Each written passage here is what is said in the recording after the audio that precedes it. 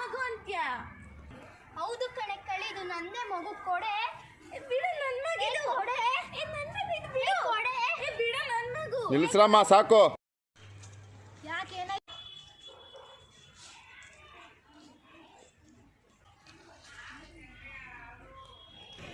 ಏನಿಲ್ಲ ಶ್ರಮ, ಸಾಕು.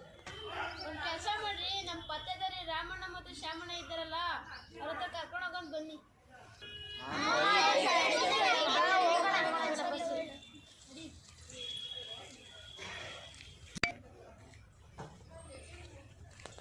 ರಾಮಣ್ಣ